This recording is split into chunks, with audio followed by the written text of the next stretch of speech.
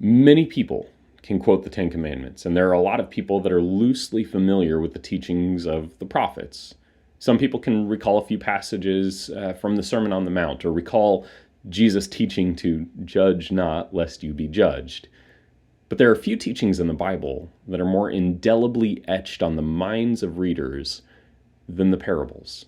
When we talk about parables, people have a lot of different ways of describing them. The word literally means to cast alongside. It's something that parallels in many ways. And maybe you've heard people describe them as earthly stories with heavenly meanings. In a sense, that's correct. Jesus utilizes images that are very practical, physical, to describe truth. Jesus, of course, is the embodiment of truth, and the reality is that he's an incarnate being from heaven. But to confine the meaning of a parable to the realm of heaven is, I believe, to undersell the all-encompassing reality of the kingdom of God. A parable is an earthy, note I'm saying earthy, not earthly, story with a kingdom of God meaning. In the parables, Jesus talks about dirt. He talks about farming, herding, physical possessions. He talks about fathers and sons. He talks about weeds and mustard and pearls and trees and banquets and coins. He talks about workers and wages.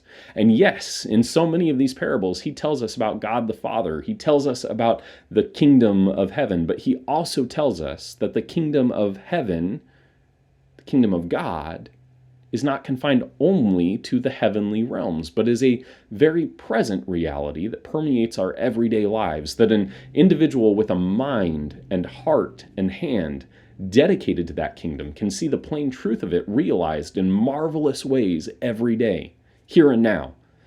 This is called incarnational theology. Just as Jesus is the embodiment of truth, God in the flesh, the teachings of the parables are the reality of the kingdom in the familiar and practical reality we observe right now. Today we begin a series on the parables with a teaching of Jesus that I believe tells us just how important it is to know that God's kingdom is a present reality with power in this world. This comes from Matthew chapter 5, verse 14 through 16. You are the light of the world. A city on a hill cannot be hidden, nor do people light a lamp and put it under a basket, but on a stand, and it gives light to all in the house. In the same way, let your light shine before others so that they may see your good works and give glory to your Father who is in heaven. We are called to be the kingdom of God in the here and now, a visible city in the world around us, distinct from the kingdoms of this world, but obvious and a signal to everyone that there is a God in heaven who has empowered us for good, lighting up the darkness, serving as a beacon that draws weary travelers towards the safety of the city of God.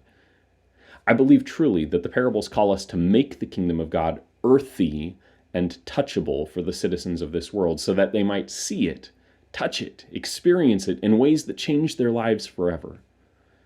I love you. And I pray today that you would be an incarnational messenger of God's kingdom to the people all around you.